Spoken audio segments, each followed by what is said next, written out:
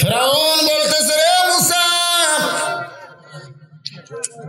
তোর আল্লাহর জিকির করবার চাইলে তোর আল্লাহর জায়গা যা।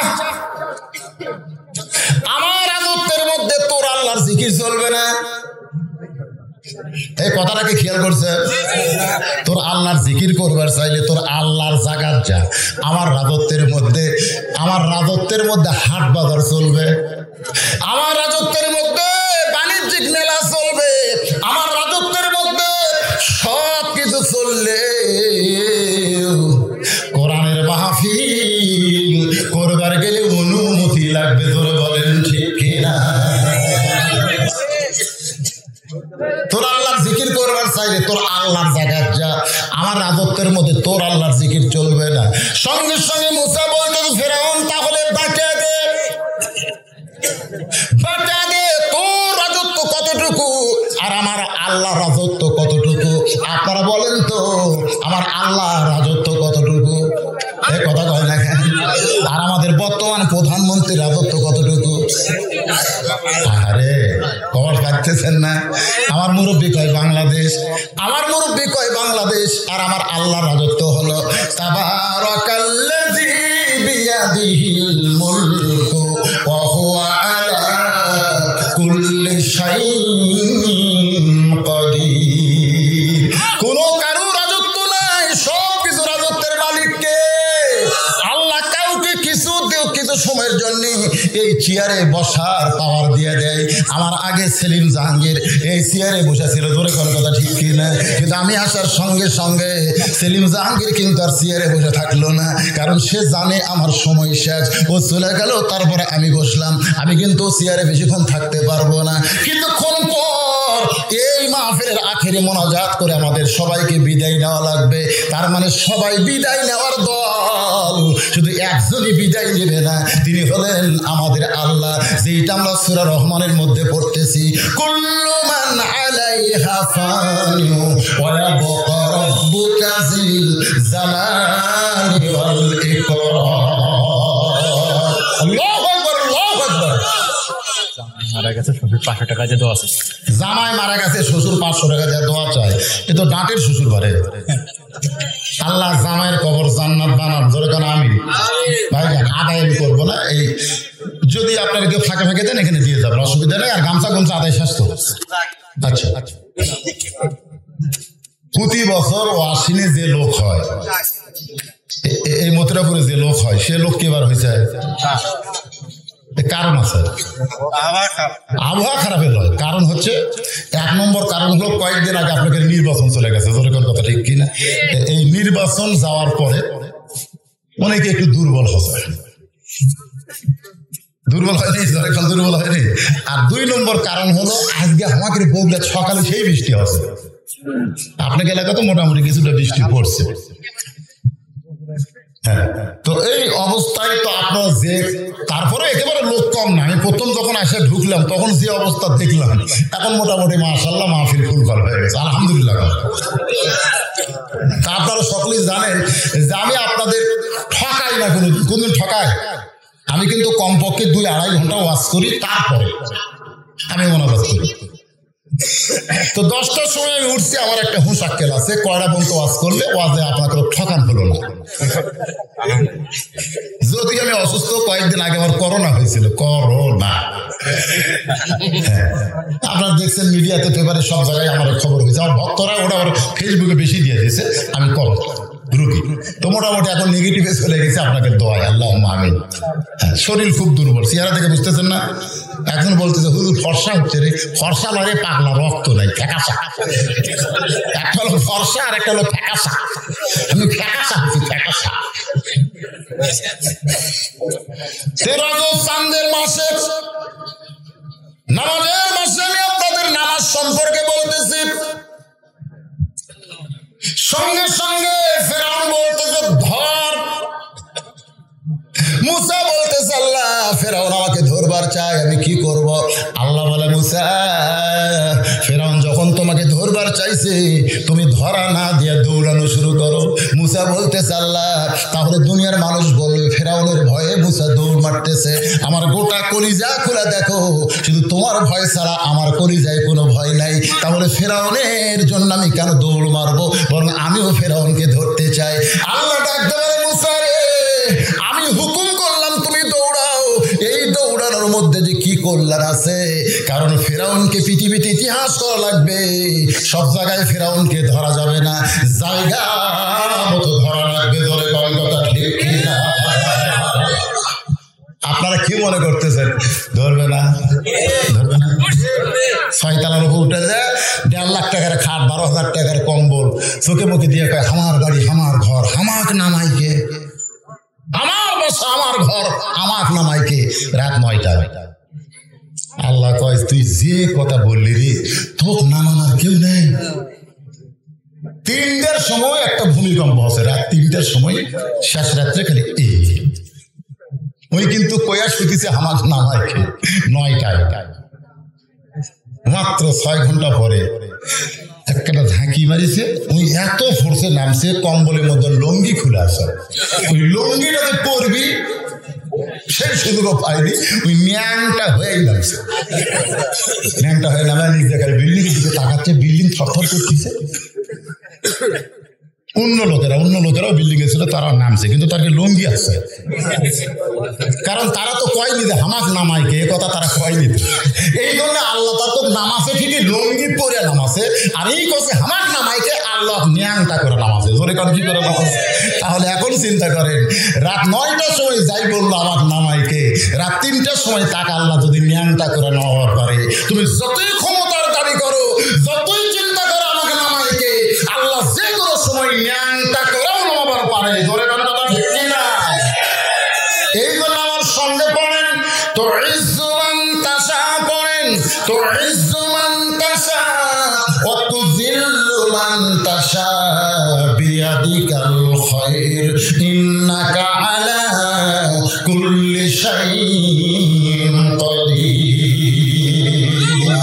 সম্মান দেওয়ার মালিককে, অপমান করার মালিককে, ভালো মন্দর মালিককে, সমস্ত ক্ষমতার মালিককে। একেবারে দরিয়া পর্যন্ত মুসা নবী দৌড়ায়, ফেরাউন খেলে আনন্দ করে আর বলতেছে আমার ভয়ে মুসা দৌড়ায়, ধরো ধরো মুসা ধরো। 3 দিকে সৈন্য সামন্ত নিয়ে, আর একদিকে সাগর। মুসা বলতেছে আল্লাহ তুমি দৌড়াবার কইছিলা, দৌড়াইলাম, কিন্তু এখন 3 দিকে ওরা আক্রমণ করছে, এমন ভাবে লাঠি সোটা নিয়ে দাঁড়ায় আছে, আর আমার সামনে সাগর, আমি এখন কি করব? আল্লাহ বলে মুসা দৌড় দাও। মুসা বলতেছে আল্লাহ এতক্ষণ শুকনা জমিন ছিল দৌড়াইছি, এখন কেমনে দৌড়াবো? আল্লাহ বলে মুসা রে, আমি আল্লাহ তাআলা সাগরকে তোমার জন্য রাস্তা বানায়া দিলাম। নাসরুম মিনাল্লাহি ওয়া ফাতহুন করিব ওয়া বাশশিরিল মুমিনিন। সাগরকে রাস্তা পাইয়া মুসা নবী তার সঙ্গীদের বললেন যে আল্লাহ আমাদেরকে সাগর রাস্তা বানায় দিল, সে আল্লাহর শুকরিয়া তার আমরা আল্লাহকে সেজদা দিবার চাই। এক নিয়তে 4 রাকাত নামাজ পড়ে মুসা নবী যখন সালাম ফিরায়, আল্লাহ বলে হাবিব ওই সাগরের তলদেশে মুসা নবীর 4 রাকাত নামাজ আমি আল্লাহর এত ভালো লাগছে, আজকে সেই 4 রাকাত নামাজ আপনার উম্মতের জন্য আসরের 4 রাকাত হিসেবে দিয়ে দিলাম। আপনার উম্মতেরা আসরের 4 রাকাত ফরজ নামাজ যখন জামাতের সঙ্গে আদায় করবে, মুসা নবীর সমপরিমাণ সওয়াব আমি আল্লাহ দিয়া দিব।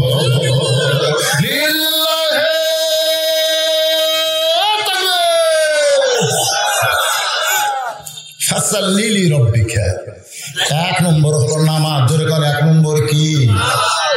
নবী ডাকতে বলে আল্লাহ মাগরিবের 3 রাকাত ফরজ নামাজ আদায় করলে আমার উম্মতের লাভ কি হবে? আপনি কত খুশি হবেন একটু আপনার কাছে জানতে চাই। আল্লাহ বলে হাবিব আপনার উপর সেই কিতাব নাজিল করা হয়েছে, সেই কিতাবের মধ্যে ঘটনাখানা রয়েছে। সুবহানাল্লাহ। সেই কিতাবের মধ্যে ঘটনা রয়েছে, সেই ঘটনাকে বলা হয়েছে আহসানুল কাসাস। আহসানুল কাসাস সবচেয়ে উত্তম কাহিনী। একজন আল্লাহ নবী ছিল, সেই নবীকে নিয়ে একটা গজল আছে। ইয়াকুব নবী বাস করিতে কেনানে, সবার চাইতে ভালোবাসতে ইউসুফকে। আচ্ছা, এই গজলটা আপনারা বলতে পারেন না? না পারলে হো হো করবেন, দেখবেন হো হো করার মধ্যে কিন্তু একটা মজা আছে। আমার দাদা ছোটবেলা দেখছো যে দড়ি কি কয় পাট দিয়ে দড়ি পাকায়, পাকা চল না আগে। আমার দাদা বর্ষাকালে দড়ি পাকা থাকে, দড়ির খুব গরিব মানুষ আসলে তো এই বর্ষাকালে দড়ি পাকায়, সেটা আবার বাজারে বিক্রি করতো আমার দাদা। আমি সেই দাদার লাতি, তো দাদাই দড়ি পাকাতে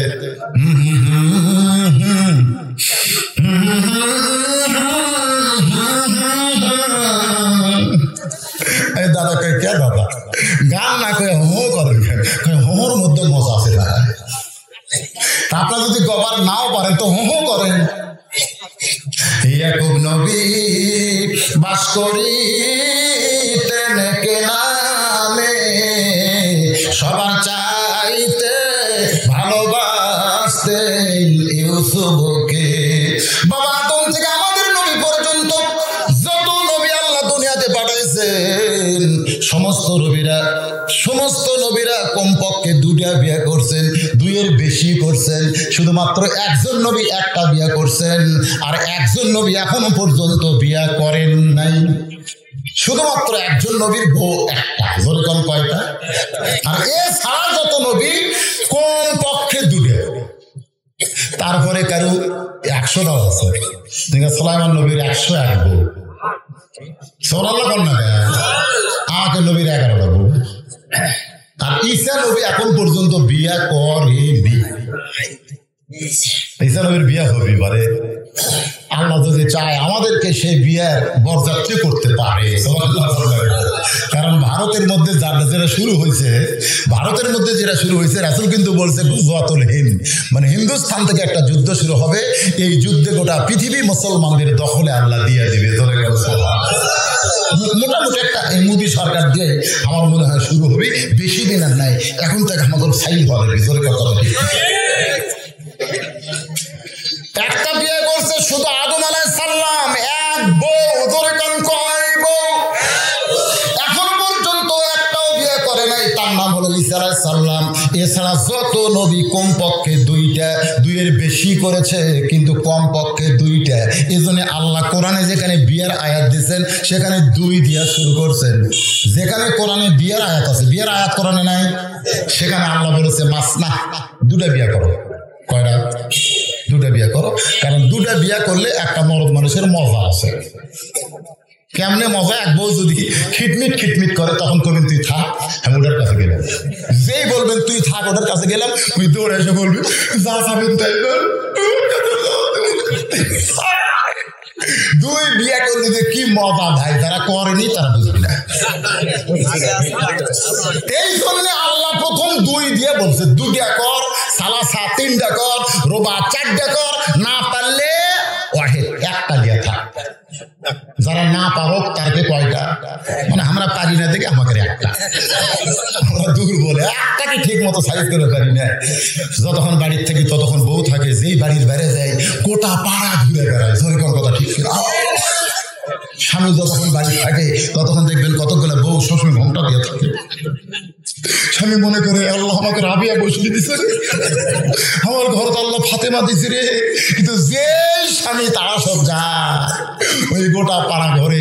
অনেক মেয়ে মানুষকে খবর কি করে, মরদ বাড়ি নাই, মরদ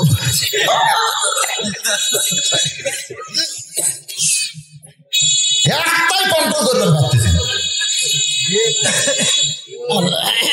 ইয়াকুব নবী বিয়ে করেছেন 2টা। যেরকম কয়টা? এক বইয়ের পেট থেকে 10টা সন্তান হয়েছে, আর এক বিবির পেট থেকে মাত্র 2টা সন্তান হয়েছে। ইয়াকুব নবী একদিন আল্লাহর কাছে বলতেছে, আল্লাহ আমাকে আপনি 12টা সন্তান দিলেন, এই 12টা সন্তান মধ্যে 2টা ভালো, এই 10টা এত খারাপ কেন হলো? আমি নবী হয়ে জন্ম দিলাম, তারপরে আমার 10টা সন্তান এত খারাপ, আর এই 2টা এত ভালো। যে 2টা ভালো তার নাম হলো বনিয়ামিন, আর একটার নাম হলো ইউসুফ। আর যে 10টা খারাপ, এত খারাপ কেন হলো? আল্লাহ বলে সন্তান ভালো মন্দ হয় মায়ের কারণে। তোমার যে 2টা সন্তান ভালো তাদের মাও ভালো, আর যে 10টা সন্তান খারাপ তার কে মা জোরে কি বুঝলেন? এখন মায়েরা পর্দার অন্তর থেকে বলতেছে এই সেলিম জাহাঙ্গীর ভালো রে। আমার মায়েরা বোনেরা শোনেন, ইয়াজিদ এত খারাপ কেন হলো আর হোসাইন এত ভালো কেন হলো? একটাই মাত্র কারণ হলো মা। যারা মা ভালো তার পেটের সন্তান আল্লাহর ওলি হয়, যার প্রমাণ হলো আব্দুল কাদের জিলানী। সুবহানাল্লাহ। আমার মায়েরা বোনেরা শোনেন, আল্লাহ বলে তোমার 2টা সন্তান ভালো হওয়ার কারণ হলো ওই 2টা সন্তানের মা ভালো, আর এই 10টা খারাপ হওয়ার কারণ হলো এদের মাও খারাপ। বাজানো রক্ত মাখা জামাই নেই কুককে বলতে যে বাবা আমরা বহু চেষ্টা করলাম, ইউসুফকে বাঘের হাত থেকে আমরা বাঁচাতে পারলাম না। ও বাবা ইউসুফকে বাঘে খাইছে বাবা, কিন্তু জামাটা আপনার কাছে ফেরত দিলাম। ইয়াকুব নবী চিন্তা করে এই জামা যদি আমার ইউসুফকে বাঘে খায় তাহলে জামার বহু জায়গায় ছিঁড়া ছিঁড়া যাবে, কারণ বাঘ আগে ধরলে তো ইউসুফকে ধরবে না, আগে জামা ধরবে। ধরে কোন কথা ঠিক কিনা? কিন্তু জামার মধ্যে রক্ত আছে, জামার ছিঁড়া ছুটা নাই। ইউসুফকে বাঘে খাইছে, এই কথা আমার 10টা সন্তান বলতেছে। এই কথাগুলো সত্য, কথাগুলো সত্য নয়, কিন্তু ইয়াকুব নবী জবান খুলতে পারতেছে না। চিন্তা করে এই কথাগুলো সত্য নয়, যদি আমি এখন বলি তাহলে এরা যা করছে তার চাইতে খারাপ কিছু করবে। এজন্য ইউসুফ নবী হিকমতে জবান বন্ধ করলেন। আজও বাংলার মুসলমানেরা জানে যে আলেমদেরকে ধরে জেলের মধ্যে বন্দি করে রাখছে, এদের কোনো দোষ নাই, এদের কোনো দোষ নাই, কিন্তু জবান খুলবার পারতেছে না। ধরে কোন কথা ঠিক না? আপনারা বলেন তো যে হুজুর গুলাক ধরে, এই যে মামুনুল হক ধরছে, আব্দুর রহিম আল মাদানিক ধরছে, খালেদ সাইফুল্লাহ আইবিক ধরছে। খালেদ সাইফুল্লাহ আইবি এই জীবনে একটা কড়া কথা কইতে পারে? এত ঠান্ডা মেজাজের একটা হুজুর তাকে ধরে। তা আপনারা কি জানেন না যে এগুলোর একটা দোষ নাই, কিন্তু এখনই যদি এরকম বার করা আন্দোলন করেন খেপে যায় আরো বেশি কেস লাগাই দিবি। ধরে কোন কথা ঠিক কিনা? এই জন্য জবান বন্ধ রেখে যা করা যায়। ইয়াকুব নবী জবান বন্ধ করে ওই রক্তমাখা জামা নিয়ে ঘরের মধ্যে গিয়ে যার সঙ্গে যোগাযোগ করলে কাজ হবে, কোন উকিল কোন ব্যারিস্টার নয়, সরাসরি বাদশার বাদশাহ, বিচারকের বিচারক হলো আমার আল্লাহ। ইয়াকুব নবী ঘরের মধ্যে গিয়ে রক্তমাখা জামা নিয়ে বলতেছে, আল্লাহ আমার ইউসুফকে যেখানেই তুমি রাখছো আল্লাহ তুমি হেফাজত করো। আপনারা বলেন তো বাবা যদি দোয়া করে সন্তানের জন্য, দোয়া কবুল হয় কি হয় না? হয় না? এটা কোন বাবা? তাই বলে মনে করেন না যে সব বাবা। একটা বক্তা আছে, তো বাবার কোনো হিসাব নেই। একটা বক্তা নাই, আল্লাহরে ধন নবীরে দিয়া, আল্লাহ আছে গায়েব হইয়া, নবীরে ধন খাজানিয়া, শুয়া আছে আজমিরে, কেউ ফিরে না খালি হাতে, বাবা হারে তোর দরবারে। কানা বাবা, ন্যাংরা বাবা, বস্তা বাবা, ঘোড়া বাবা, খালি বাবা। শুধুমাত্র জন্ম দেওয়া বাবা ছাড়া আর কোন বাবার দোয়া সন্তানের ব্যাপারে কবুল হওয়ার কোনো গ্যারান্টি নাই। শ্বশুর যদি সারা জীবন দোয়া করে আল্লাহ আমার জামাইকে তুমি, আল্লাহ কবুল করতেও পারে নাও পারে।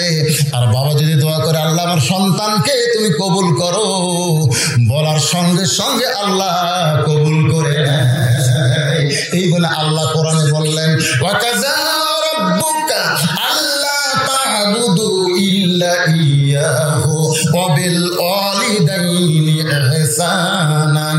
রে দুনিয়ার সন্তানেরা, আমি আল্লাহর ইবাদতের পর তোমাদের 2 নম্বর দায়িত্ব হলো বাপ মার প্রতি ইহসান করা, দয়া করা, ভক্তি করা। সুবহানাল্লাহ বলেন না কে? বাপ মা যাদের মারা গেছে, বাপ মার কবরে 5 ওয়াক্ত নামাজে রব্বিরহামহুমা কামা রব্বায়ানি বলে দোয়া করবে, আর জুমার দিনে ফজরের নামাজ পড়ে বাবার কবরের পাশে যাবে, সন্তানের চোখের পানিতে বাবার কবরকে আল্লাহ জান্নাতের টুকরা বানায় রাখবে। মরে গেছে ওই যে জঙ্গল থুয়ে যাচ্ছেন, আর খেয়াল আছে?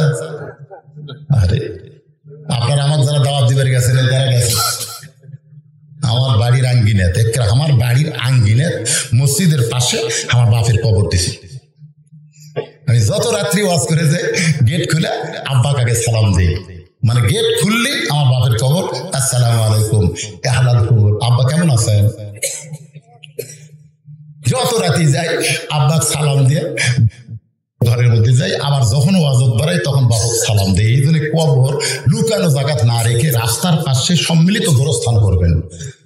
প্রত্যেকটা মানুষ রাস্তায় যাওয়ার সময় যেন বলতে পারে আসসালামু আলাইকুম ইয়া আহলাল কুবুর, এই গোরস্থানে তারা আছে, আল্লাহ সকলের প্রতি রহমত বর্ষণ করো। এমন এক জায়গার গোরস্থান হতে খালি শিয়াল যায়, কুত্তা যায়, মানুষ যায় না। জোরে কোন কথা ঠিক কি? আপনি যেই বাড়িতে থাকতে পারবেন না, 3 তলা 4 তলা বাড়ি করছেন, থাকার কোনো গ্যারান্টি নেই। আর যেই কবর আপনাকে 50,000 বছর থাকা লাগবে, সেই কবরে যাওয়ার রাস্তা নেই, সে গোরস্থানে যাওয়ার রাস্তা নেই। এটা থসে এমন এক জায়গা, কেউ মরলে তখন কহিলা রাস্তা দিয়ে লাশ নিয়ে যাওয়ার পরে কি করবো? সবসময় তার মরতেছে না, মাঝে মধ্যে মরতেছে। কি ভাই মন খারাপ করতেছেন? মনে করেন আর এই ওয়াজই আপনাদের গ্রামে আমার শেষ ওয়াজ, এই ওয়াজ। আর হয়তো আমার সঙ্গে আপনাদের দেখার নাও হতে পারে, আপনাদের সঙ্গে আমার দেখার নাও হতে পারে। এই জন্য এই কবরের কথাটা বললাম ভাই, যার মনে কষ্ট নেই। প্রত্যেকটা ধাপে ধাপে আমরা মৃত্যুর দিকে হাঁটতেছি। জোরে করার কথা ঠিক কি? আল্লাহ দোয়া কবুল করলেন। কতগুলো বণিক যাচ্ছে ব্যবসা করতে, যাওয়ার সময় পিপাসা লাগছে, কূপের কাছে এসে তাকায় দেখে পানির উপরে হাত পাও বান্ধা পূর্ণিমার চাঁদের মতো সুন্দর একটা বাচ্চা পড়ে আছে। পানি পান না করে বাচ্চাকে তোলার জন্য তারা ব্যস্ত হলো। বাচ্চা তোলার পরে হাত পায়ের গিফটটাকে বাঁধন খুলে দিল। খুলে দেওয়ার পরে সবাই বলতেছে আমি নিব, আমি নিব, আমি নিব। বণিকের সর্দার বলে সবাই যদি একটা বাচ্চারে নিবার চাও তাহলে টুকরা টুকরা করে নেওয়া লাগবে।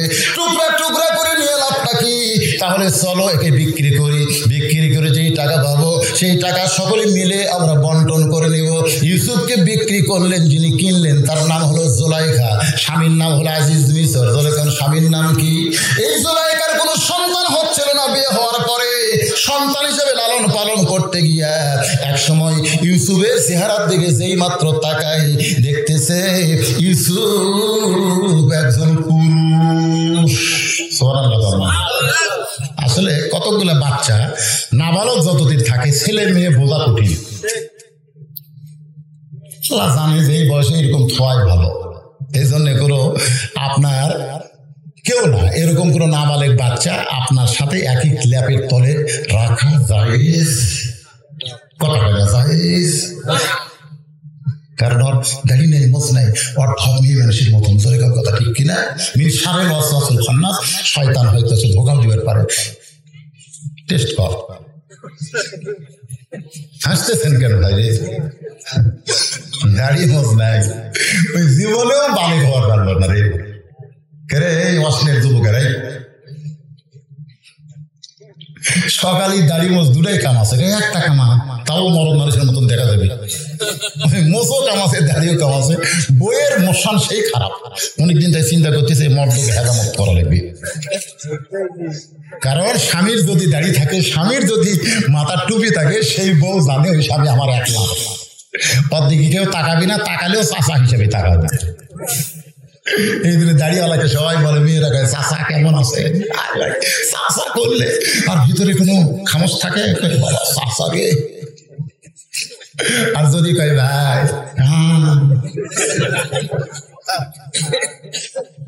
তো বউ চিন্তা করতেছে আমার স্বামী তো সবসময় খালি দাড়ি মোচ চাচিয়া থাকে। অনেক মেয়ে মানুষ মনে করে বিয়েই করেনি, একটু শিক্ষা দেওয়া লাগবে। স্বামী ডাকতেছে আসো তো তোমাকে একটা ভেলকি দেখায়। বলে কি? ড্রেসিং টেবিলের সামনে। স্বামী গিয়ে বলতেছে দেখো তোমার মুখ আর আমার মুখ একই মুখ। তোমারও দাড়ি নাই মোছ নাই, আমারও দাড়ি মোছ নাই।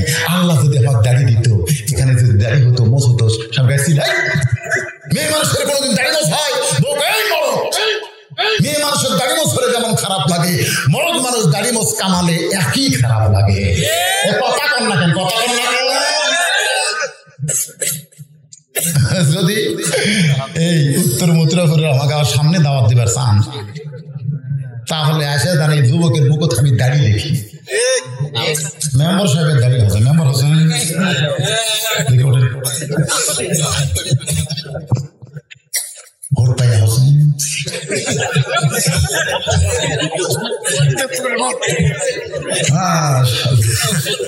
ভোট পাই মেম্বার হোসেন। শুধুমাত্র এই গ্রামের মেম্বার নয়, আল্লাহকে জান্নাতের মেম্বার হিসেবে কবুল করুক। আমি যে খেদমত করার জন্য আল্লাহ দায়িত্ব দিছে, আমি বলবো জনগণের টাকা পয়সা দিয়ে খুশি করা যায় না। ভোটের আগে যেরকম সবার বাড়ি বাড়ি গেছে, ভোটের পরে একই সুন্নত জারি রাখতে। এখানে লোকজনের সাথে দেখা হবে, আগে আগে জায়গায় সালাম দিচ্ছে ভোটার আগে, এখন যেন মনে করেন না আমি মেম্বার আমার সালাম দিবি, তারপর মনে করেন না ওই আগেও যা পরেও তাই, জীবনেও মেম্বার থেকে নামাবার পারবি না।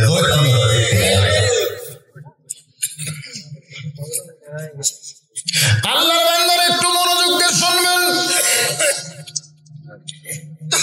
জুলাইখা তাকায় দেখে দাড়ি মোছ, মিন শারিল ওয়াসওয়াসিল খান্নাস, শয়তান ধোঁকা দেয়, বলে জুলাইখা তোর স্বামীটা বুড়া হয়ে গেছে, কত সুন্দর যুবক। জুলাইখা যে ইউসুফের কাছে মাত্র হাত দেয়, সঙ্গে সঙ্গে ইউসুফ চিল্লায় বলে জায়েজ নাই। জুলাইখা চমকে বলে কিসের ফতুয়া, তোর টাকা পয়সা খেয়ে লালন পালন করতেছি, আমার মন যখন চাই তোকে ব্যবহার করব। ইউসুফ বলতেছেন ইন্নী আখাফুল্লাহ, আমি আল্লাহকে ভয় করি। কুল্লু নবিয়্যুন মাসুমাইন, প্রত্যেকটা নবীরা হলো বেগুনা মাসুম। জোরে কোন সুবহানাল্লাহ।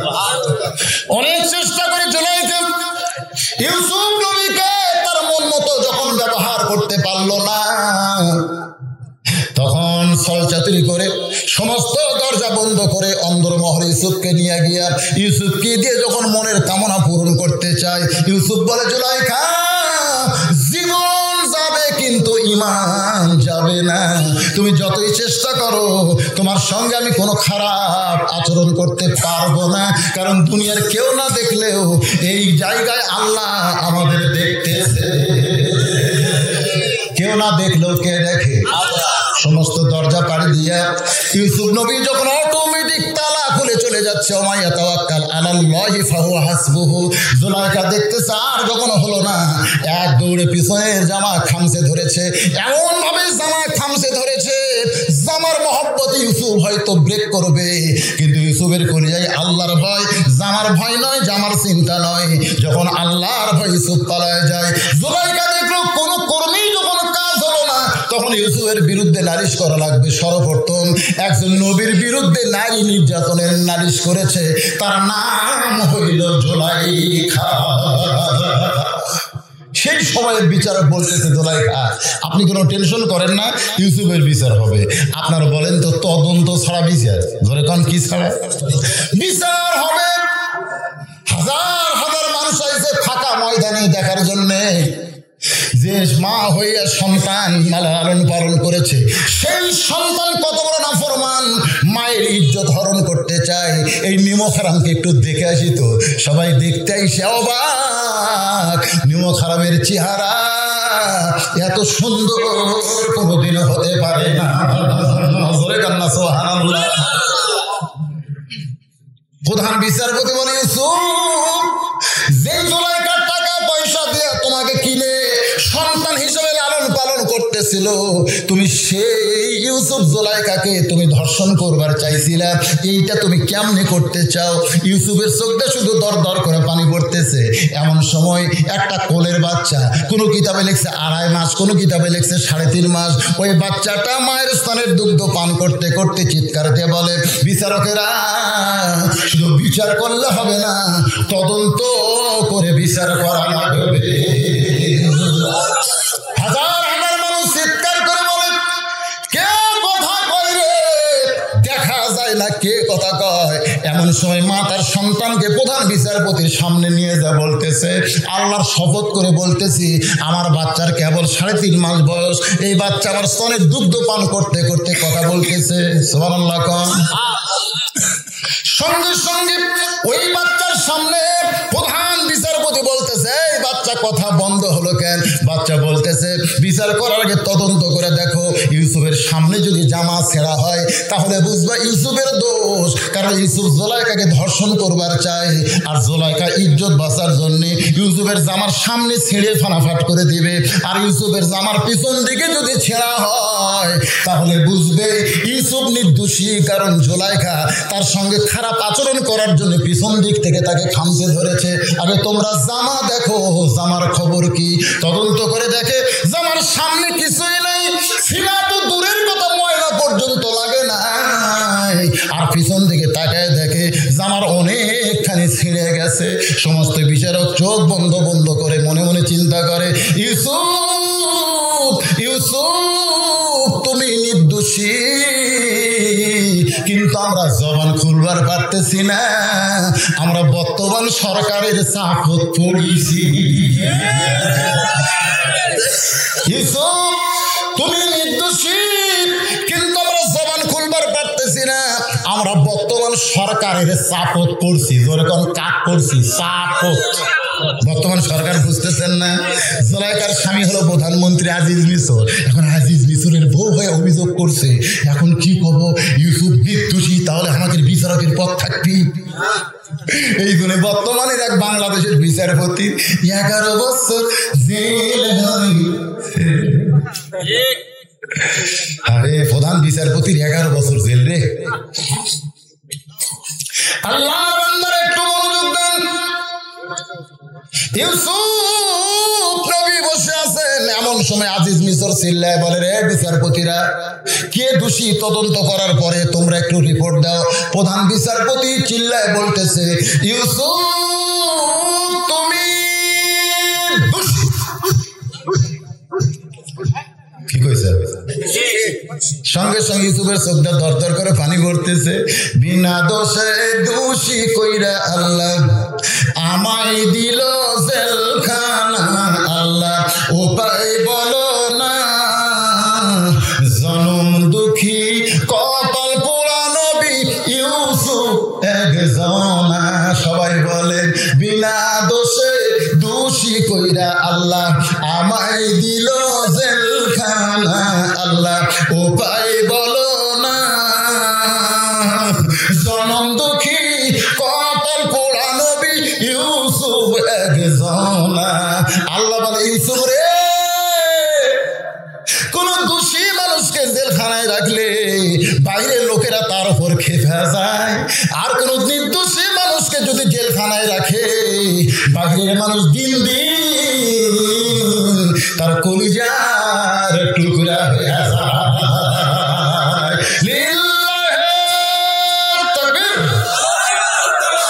আচ্ছা, আগুন দিয়ে বাড়ি পুড়ে মারছে, তারপরে মানুষ খুন করছে, যুদ্ধ অপরাধী ছিল, এই বহু ধরনের দোষ দিয়ে হুজুরক জেলখানা করছে, বার করে দিয়ে জনগণে পিঠে বাড়ি।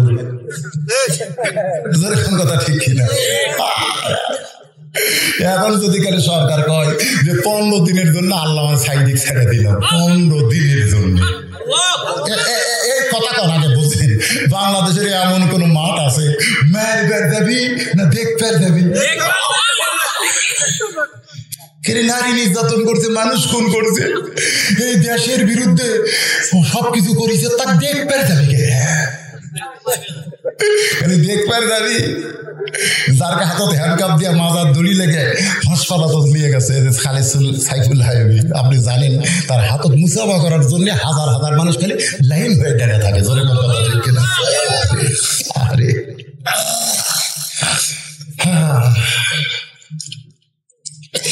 মাগরিবের 3 রাকাত নামাজ আমরা কেমনে পাইলাম? পড়লে কতটুকু লাভ? এরপরে এশার 4 রাকাত ফরজ, এই 2 ওয়াক্ত বলতে যদি আরো মাত্র 20 মিনিট লাগে, আপনাকে আপত্তি আছে? কেবল বাজতেছে 12টা 13। টাকা হালাল না, 1.5 ঘন্টা ওয়াজ হচ্ছে কি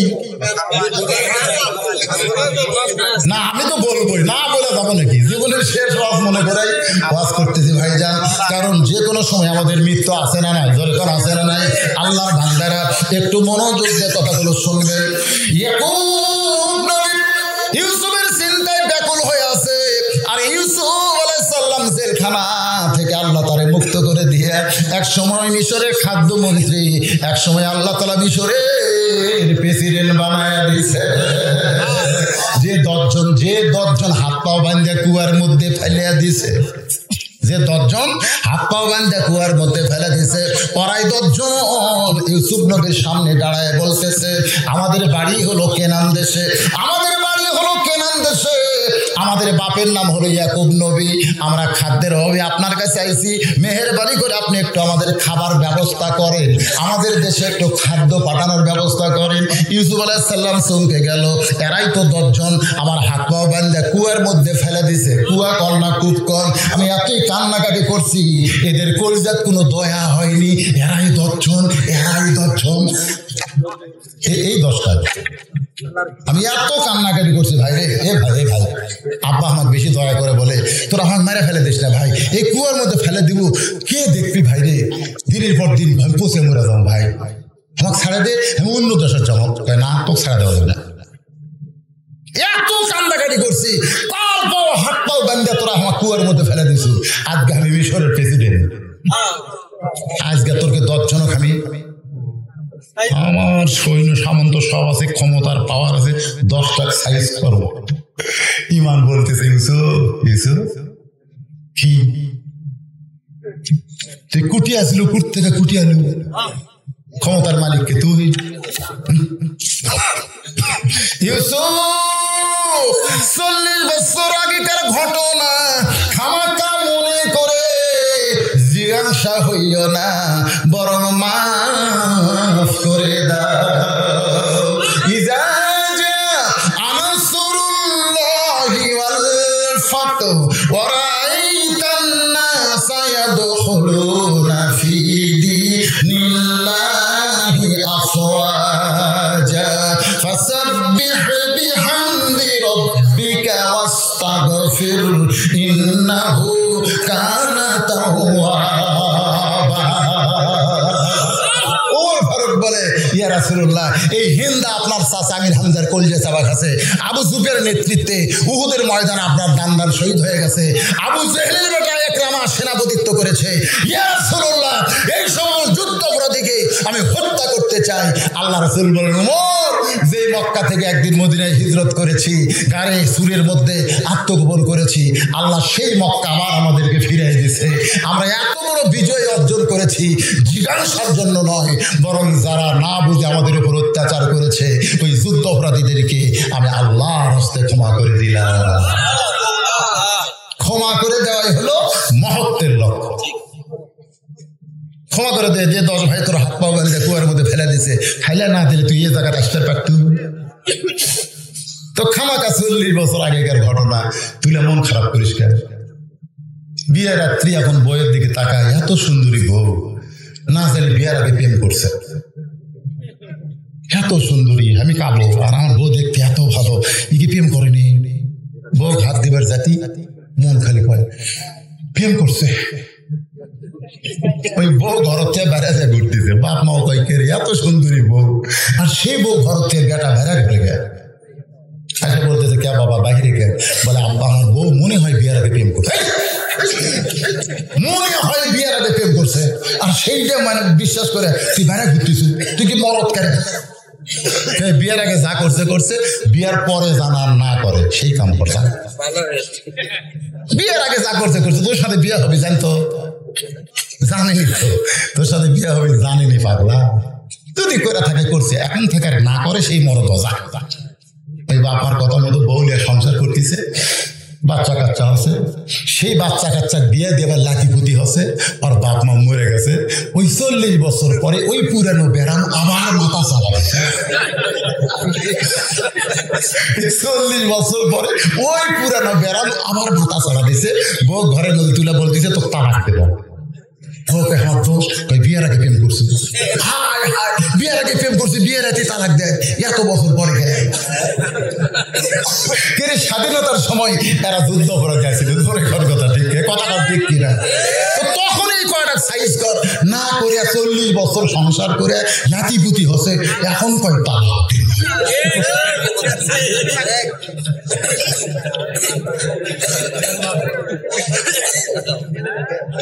আল্লাহর বান্দারা একটু মনোযোগ দিয়ে শুনবেন।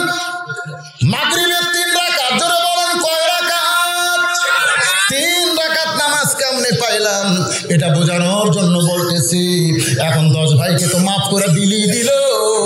ইয়াকুব নবী জানতে পারলো যে মিশরের প্রেসিডেন্ট সে আমার হারানো ইউসুফ, ধরে কোন সুবহানাল্লাহ। বাবার সঙ্গে সন্তানের মিলন হবে, ওই দেখি ইউসুফ আসতেছে। ইয়াকুব কাঁদতে কাঁদতে অন্ধ হয়ে গেছিল, ওই জামা দিয়ে চোখে ঘষণ দেওয়ার কারণে চোখ আল্লাহ ফিরিয়ে দিল।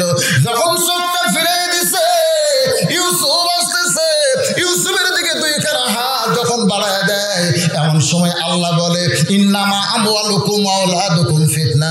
ইয়াকুব রে, সম্পদ আর সন্তান হলো মানুষের বিপদের কারণ। এত বছর পরে তোমার ইউসুফকে তোমার কাছে ফিরিয়ে দেই, তুমি সেই ইউসুফকে বুকের মধ্যে নিবা না আমি আল্লাহর শুকরিয়া আদায় করবা? ইয়াকুব আলাইহিস সালাম আল্লাহর শুকরিয়া আদায় করতে গিয়া এক নিয়তে 3 রাকাত নামাজ আদায় যখন করে, ওই 3 রাকাত নামাজ আল্লাহর এতই ভালো লাগে, আল্লাহ বলে হাবিব ইয়াকুব নবীর এই 3 রাকাত নামাজ আমি আল্লাহর এতই ভালো লাগছে, ইউসুফকে বুকে না নিয়ে আমাকে সেজদা করে আল্লাহকে খুশি করেছে। ওই 3 রাকাত নামাজ আপনার উম্মতের জন্য মাগরিবের নামাজ হিসেবে দিয়ে দিলাম। আপনার উম্মতের মাগরিবের 3 রাকাত নামাজ যখন জামাতের সঙ্গে আদায় করবে, ইয়াকুব ইউসুফ নবীর সমপরিমাণ সওয়াব আমি আল্লাহ দান করে দিব।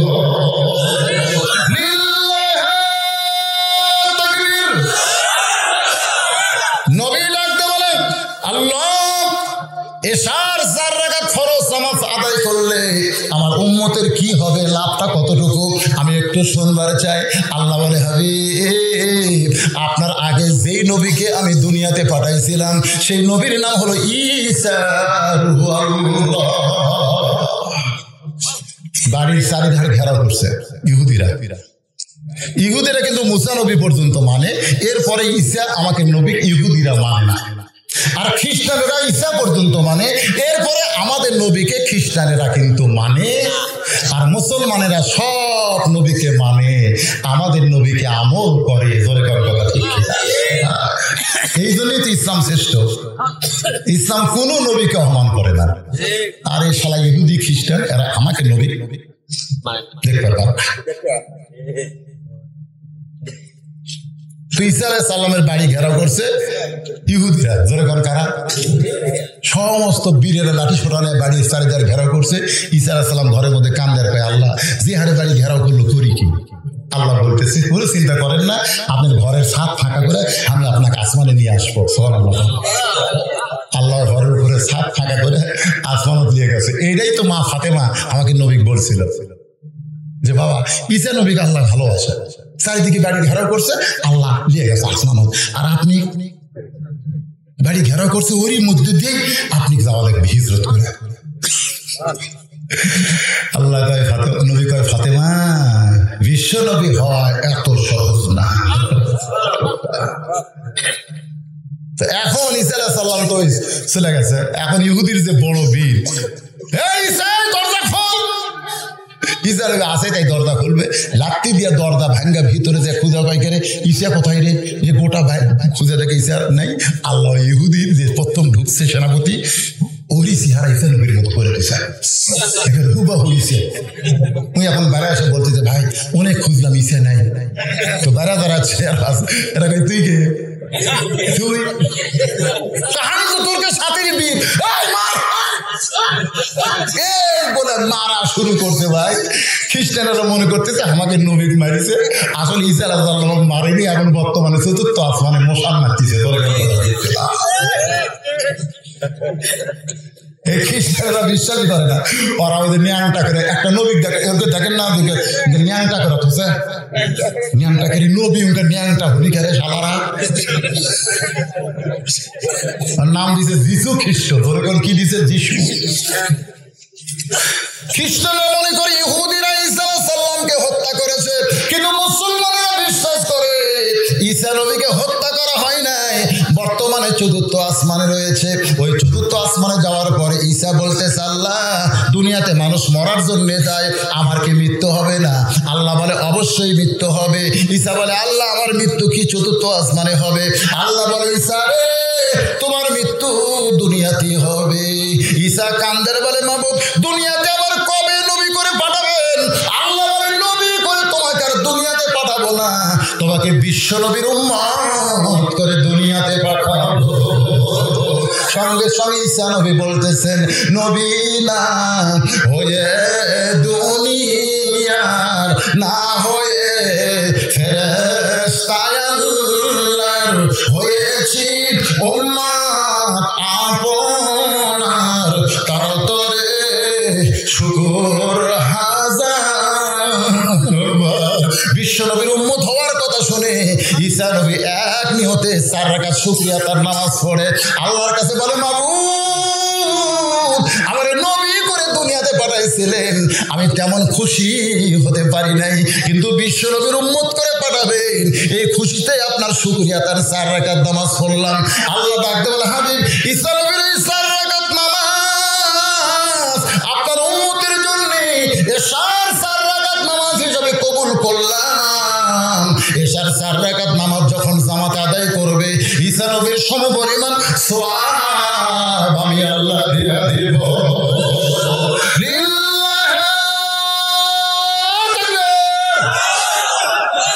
এখন আপনার বলেন, আমি যে এতক্ষণ 5 ওয়াক্ত নামাজের ওয়াজ করলাম, কোন ওয়াক্ত বাদ দিবেন?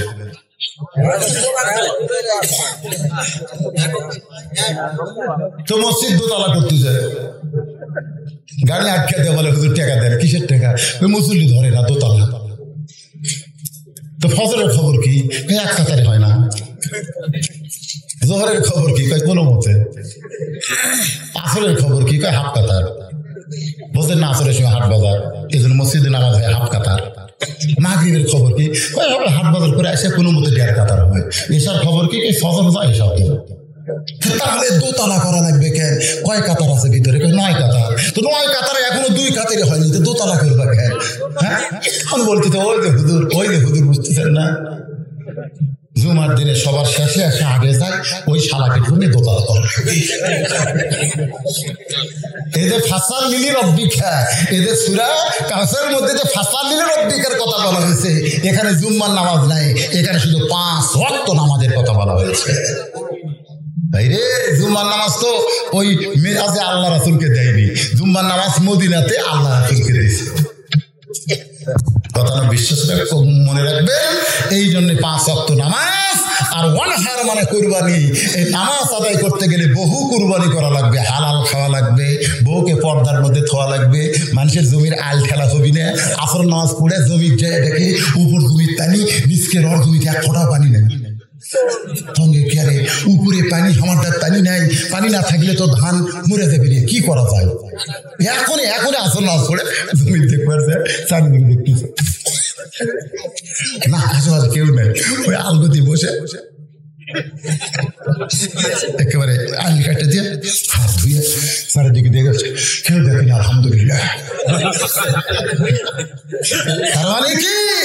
ইন্নাস সালাতা তানহা আনিল ফাহশাই ওয়াল মুনকার। এই নামাজকে ধরে রাখতে গেলে অনেক কুরবানি করা লাগবে, আর সেই কুরবানির নামাজ যারা আদায় করবে তাদেরকে আল্লাহ হাউজে কাউসারের পানি পান করার অধিকার দিয়ে দেবে। আল্লাহ রজত চাঁদের এই ওয়াজটা আমাদের সকলের জন্য কবুল করুক। সকলে বলে আল্লাহুম্মা আমিন। ইস্তিগফার করেন, আস্তাগফিরুল্লাহ রাব্বি মিন কুল্লি জামবি ওয়া আতুবু ইলাইহি, আস্তাগফিরুল্লাহ রাব্বি মিন কুল্লি জামবি ওয়া আতুবু ইলাইহি, লা হাওলা ওয়া লা কুওয়াতা ইল্লা বিল্লাহিল আলিয়্যিল আযীম। আল্লাহুম্মা আমিন। আল্লাহুম্মা আনতাস সালাম ওয়া মিনকাস সালাম, তাবারাকতা ইয়া যাল জালালি ওয়াল ইকরাম। আয় আল্লাহ তাআলা, 12:30 পর্যন্ত তোমার পাগল বান্দা বান্দিরা আরবের বাড়ি, আরবের ঘুমকে বাদ দিয়ে কোরআন হাদিসের মহব্বত কলিজার মধ্যে নিয়ে এই জান্নাতের বাগানে বসে বসে নামাজের ওয়াজ শোনার শেষে আমি গুনাহগার জায়গার সঙ্গে রহমতের দরজায় ফকির হয়ে দোকানা হাত তুলেছি আল্লাহ। মেহেরবানি করে আজকের মাহফিল আমাদের সকলের হিদায়াতের জন্য, নাজাতের জন্য, জান্নাতের জন্য কবুল করো। এই মাহফিলের শুরু থেকে শেষ পর্যন্ত যত আলোচনা হয়েছে আল্লাহ, এর মধ্যে যদি ত্রুটি হয়, ভুল হয়, মাফ করে দিও। এর যা হাদিয়া মঞ্জুর করো। সোনার মদিনায় নবী পাকের রওজা মুবারকে আল্লাহ কবুল করে নিও। तमाम अंबिया किराम, আসহাবে কিরাম, তাবিঈন কিরাম, তাবিঈন কিরাম, तमाम পৃথিবীর মাটির নিচে যত মুমিন মুমিনা শুয়ে আছে আল্লাহ, সকলের আরওয়াহ ফরে হাদিয়া কবুল করো। ও মাবুদ, আমরা যারা হাত তুলেছি আমাদের মধ্যে জনম দুঃখী মা যাদের কবরে চলে গেছে আল্লাহ, মেহেরবানি করে ওই মায়ের কবরটাকে জান্নাতের টুকরা বানিয়ে দাও। বাবার বাড়িঘর সবই আছে, আমি সহ আমরা যারা বাবা হারাইছি আল্লাহ মেহেরবানি করে বাবার কবরকে জান্নাতের টুকরা বানিয়ে দাও। আয় আল্লাহ তাআলা, এই গ্রামের গোরস্থানে এই গ্রামের গোরস্থানে যত মুর্দা শুয়ে আছে আল্লাহ জান্নাতের টুকরা বানাও। এই যে মাহফিল করতেছে যুব সংঘ, যুবকদের একজন যুবক সদস্য এই দুনিয়া থেকে বিদায় নিয়ে চলে গেছে। গত বছর দোয়া করেছি যতদিন মাহফিল চলবে তার জন্য দোয়া হবে, আল্লাহ তার কবরটাকে জান্নাতের টুকরা বানিয়ে দাও। আজকের মাহফিলের সম্মানিত সভাপতি অসুস্থ, আসতে পারে নাই, আল্লাহ তাকে পুরোপুরি সুস্থ করে দাও। সহসভাপতিকে কবুল করো, প্রধান অতিথি বিশেষ অতিথিদের কবুল করো। একজন ডেন্টিস্ট ডাক্তার এই যুবকদের মাহফিলে ৫,০০০ টাকা দান করেছে আল্লাহ, মেহেরবানি করে তাকেও তুমি কবুল করো। আল্লাহ, যুবকেরা কত কষ্ট আল্লাহ, কত মেহনত, কত শ্রম সাধনা, টাকা পয়সা দিয়ে মাহফিল লাগায় আল্লাহ। আজকে যুবকদের জন্য কলিজা থেকে দোয়া করি আল্লাহ, এই যুবকগুলো এর কামায়ে বরকত দিও আল্লাহ, এই যুবকদেরকে হালাল পথে কবুল করো আল্লাহ, এই যুবকগুলোকে ৫ ওয়াক্ত নামাজ আদায় করার তৌফিক দান করো আল্লাহ। আল্লাহ, এই যুবকগুলো প্রত্যেক বছর এমন করে একটা কোরআনের বাগান যেন লাগাতে পারে, এবং ইমানি শক্তি এই যুবকদেরকে আল্লাহ তুমি দান করে দাও আল্লাহ। আল্লাহ, এই যুবকদের কমিটির সভাপতি, সহসভাপতি, সেক্রেটারি, কেশিয়ার আল্লাহ সদস্য সকলকে তুমি জান্নাতের সদস্য হিসেবে কবুল করো। এই যুবকদেরকে যারা সর্বাত্মক সহযোগিতা করে আল্লাহ, তাদেরকেও তুমি কবুল করো আল্লাহ। আল্লাহ, মেহেরবানি করে এই গ্রামের যুবকদেরকে আমি এত মহব্বত করি, তারা আমাকে বাবার মতো দেখে, আমি তাদের সন্তানের মতন ভালোবাসি আল্লাহ। অনেক বছর হলো মাহফিল করে যাচ্ছি আল্লাহ, আগামী তার আসতে পারবো কিনা জানি। শারীরিকভাবে আমি খুবই অসুস্থ আল্লাহ, আমার মতো যারা অসুস্থ সবাইকে নিয়ে দোয়া করি আল্লাহ, আমাদের সকলকে পুরোপুরি সুস্থতা দান করে দেওয়া আল্লাহ। আমার মা বোনেরা যারা পর্দার অন্তরালে বসে বসে অশুনল আল্লাহ, আমিদা সালিহা পর্দার যে কবুল করে মা ফাতেমার চরিত্র দান করে দেওয়া আল্লাহ। আল্লাহ, গ্রামের উপরে রহমত বরকতের দরজা খুলে দেওয়া আল্লাহ। মোনাজাত শেষ হয়ে যাবে, সঙ্গে সঙ্গে একটা বছরের মতো মাহফিল শেষ হবে আল্লাহ।